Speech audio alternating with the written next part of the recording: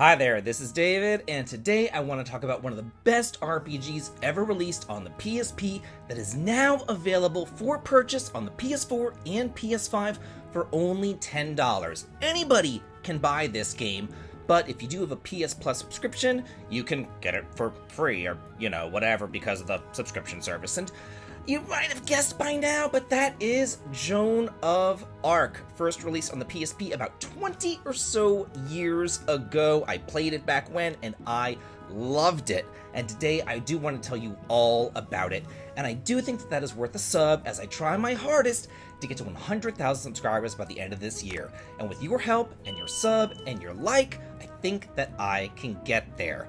So, this isn't just like a straight port of the PSP version. A couple of quality of life features have also been added, most notably a quick save feature as well as a rewind feature. So if you do make a mistake or if somebody dies or something like that, you don't have to start the entire battle over again. You can just rewind back to, where you made that mistake. So that's really good. And honestly, another thing that I have to say, $10 for this game is quite a bargain because, I'm looking at my copy, and I bought it pre-owned for $12.99. So, yeah, you can see back in the day I spent more for that pre-owned, but it did come in the nice box, and it came, with the instruction manual and everything else, too. So, wasn't that bad of a bargain.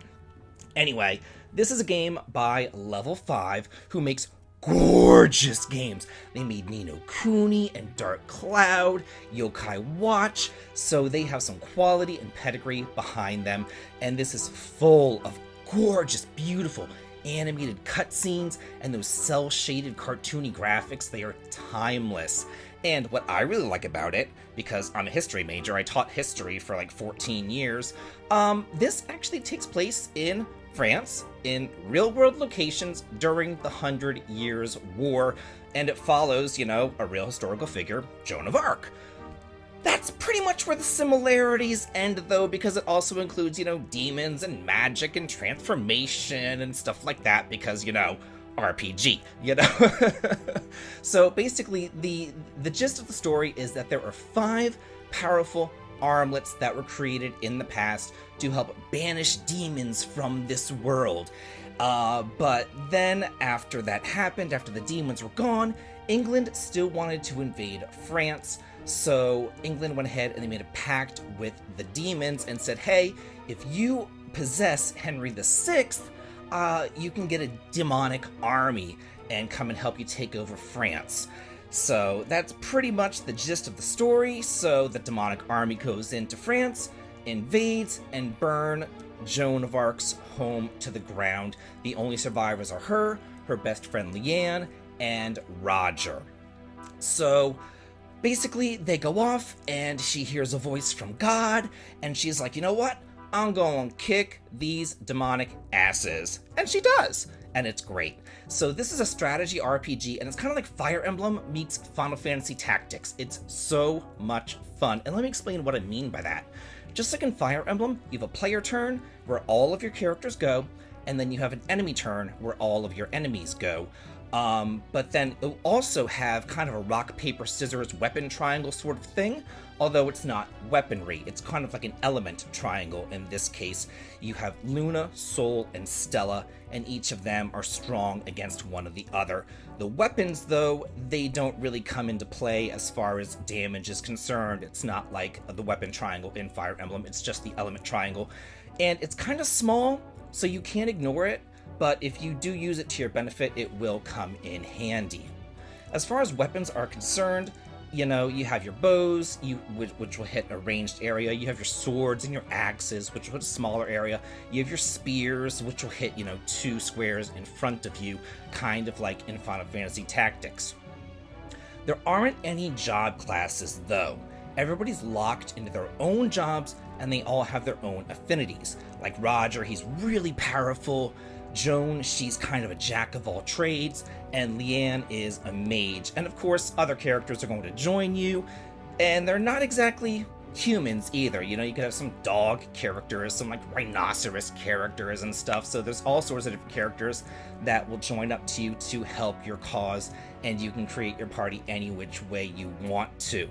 And just like in Final Fantasy Tactics, the The maps have elevations. There's different places that you can go to hide out. You can put your archers up high up on the rooftop or something, and then like rain down destruction from above. Whereas Fire Emblem, the maps are kind of flat and you can't really do that. So there are differences and there are similarities, and I did want to talk about that as well. Just because there aren't any job classes doesn't mean that everybody is one note though, because everybody also has skill slots. And in these skill slots, you can equip different skill gems. Most of the time, you're going to be equipping spells, things like fire, ice, lightning, or heal. You want to give all of those powerful spells to Leanne, your mage. You want to have some other characters be well-rounded. Even if you have a warrior, you're going to want to give them a spell too so that they can attack from a distance. Because just like in Final Fantasy Tactics, each time that you deal damage to an enemy or you do an action, then you'll gain experience. So if you just do an action and you don't actually, attack the enemy, then you're not gaining any experience, which kind of sucks. Whenever you do attack an enemy, a burning aura will appear behind the enemy. And what that means is you strike them, you deal some damage, and then somebody else gets up behind that enemy into the burning aura, and then they're able to whack them for extra damage. Those auras only appear once per turn though, so you do want to take advantage of those whenever they're there. Another thing that you do want to keep in mind is that whenever your characters are together and they're being attacked by an enemy, you can pull off something called the Unified Guard, which means that all your characters kind of get together. You're like, we're one powerful shield, and we're going to help protect you. So you want to keep your characters together to take advantage of those burning auras, as well as take advantage of those Unified Guard. But also, enemies can do the same thing back to you, so just do keep that in mind. And then the last thing that I do want to talk about, which does make this game a little bit different from both Fire Emblem and Final Fantasy Tactics, are those 5 magical armbands that I talked about before. Certain characters can equip those. They can kind of inherit those armbands, and by doing so, they will be able to transform in battle. Once you defeat enemies, sometimes they'll drop like little gems, and whenever you pick those gems up, you'll be able to activate your armband, and then you'll be able to transform. For example, Jeanne can turn into like this crazed warrior, and she goes over and she's slaughtering enemies, and every time that she slaughters one enemy, she gets an extra turn. So she can just go on like a rampage, kind of like Raquel did with her Intrude skill back in Wild Arms 4. It's really good and really powerful. This game is so much fun.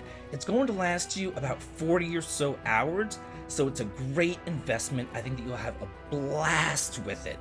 So now I do want to know, have you played this game? Do you intend on buying this game?